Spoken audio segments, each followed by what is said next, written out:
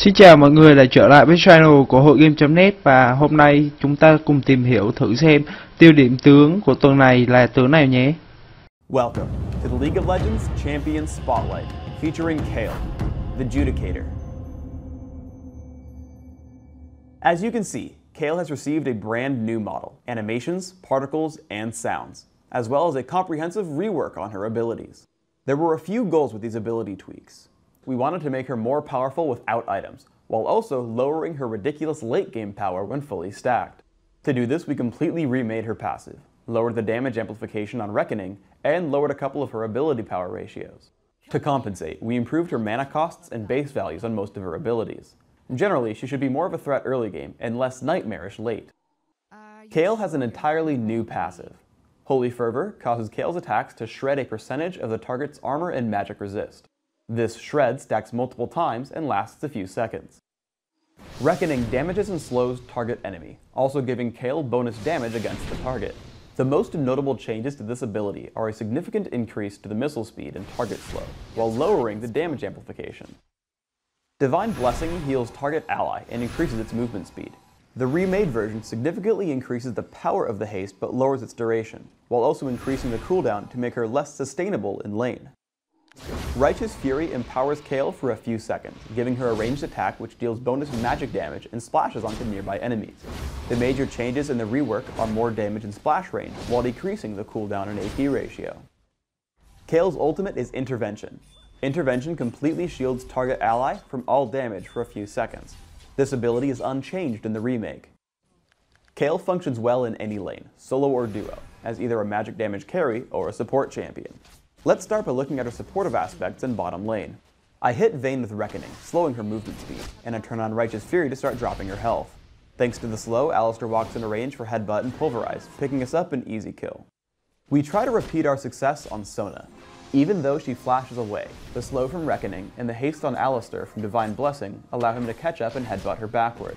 Stuck inside of our team, I pick up the kill with help from Righteous Fury. Because you can heal yourself and slow an enemy, you can always bait kills with your jungler nearby.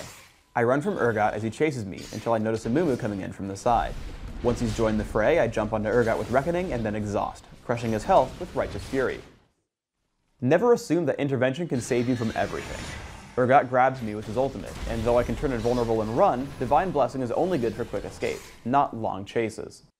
Kayle performs a typical damage dealer role for her team in mid-game. I tag Taric with Reckoning, allowing us to chase as I destroy his health pool with Righteous Fury.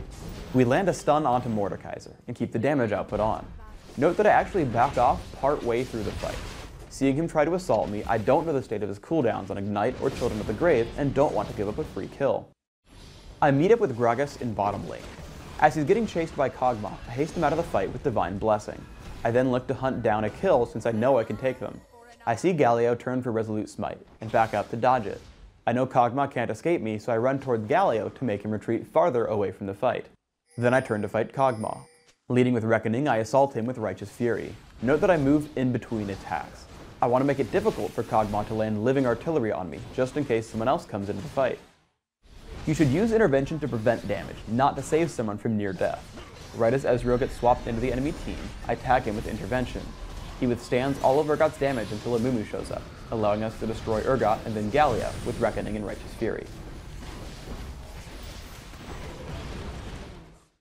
Even though Kayle has lost some of her late game power, she's still completely capable of amazing damage output. I get jumped by Mordekaiser and Galio. Anticipating burst damage, I target myself with Intervention, though I think it was premature. I kill Mordekaiser with Reckoning and Righteous Fury, and switch to Galio until I notice Kog'Maw below. I kill him in about 2 seconds flat, but as I start to get low, I run from Galio and Taric. Intervention is a great way to secure kills during a turret dive. Here, Urgot swaps Gragas into the turret. I walk up and take him down with Reckoning and Righteous Fury, making sure to turn myself invulnerable once I start coming under fire. In a teamfight in River, I catch Kog'Maw out of position. Immediately, I destroy him with Reckoning and Righteous Fury. After Galio uses his ultimate, I notice that Ezreal is low and likely to be the target of our enemies. Sure enough, I block much of Mordekaiser's burst with Intervention and heal him, having Ezreal survive the fight despite being in melee range. Ultimately, we kill 3 enemies with no deaths. I go for an attack speed on hit Kayle, so I take attack speed marks, mana regeneration per level seals, flat cooldown reduction glyphs, and attack speed quintessences. My masteries are 9-0-21, taking magic penetration and offense, and taking improved exhaust and flash. With my runes and masteries combined, I have about 15% cooldown reduction. I grab a Doran's Ring to start, and transition to an on-hit build. Berserker's Greaves and Malady give me good early damage with Righteous Fury.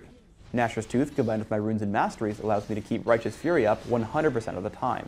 My final items are Madred's Bloodrazor, Hextech Gunblade, and finally Void Staff, giving me a bit of sustenance, utility, and damage against any target. Finally, let's look at skill order. I max Reckoning right away, using it as my primary damage source early on. I take 1 point in Divine Blessing early, and then max Righteous Fury.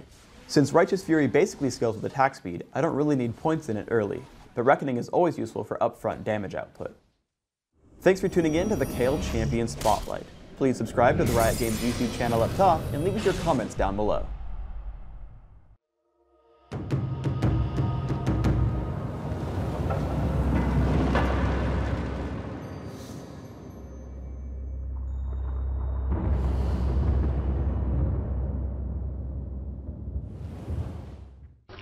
Thân mọi người đã coi qua clip và đây là clip được lấy nguồn ở trên mạng về, và cũng cảm ơn cái kênh Liên, Minh, Huyền, Thoại ở trên YouTube để cho mình được cái ý tưởng làm về những cái tướng ở trong Liên Minh Huyền Thoại. Ngoài ra bạn cũng có thể vào trang web hội game.net và ở thể loại game online ở Liên Minh Huyền Thoại.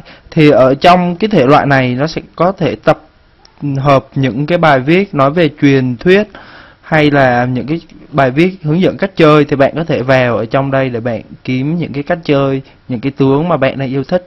Xin chào và hẹn gặp lại. Nhớ subscribe nếu mà clip này nó có giá trị đối với bạn. Xin chào.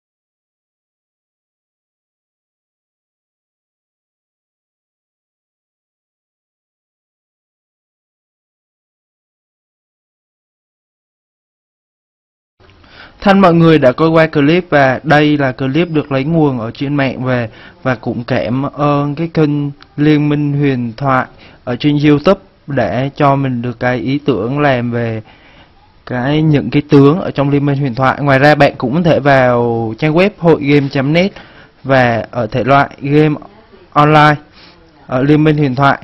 Thì ở trong cái thể loại này nó sẽ có thể tập hợp những cái bài viết nói về truyền thuyết hay là những cái bài viết hướng dẫn cách chơi, thì bạn có thể vào ở trong đây để bạn kiếm những cái cách chơi, những cái tướng mà bạn đang yêu thích.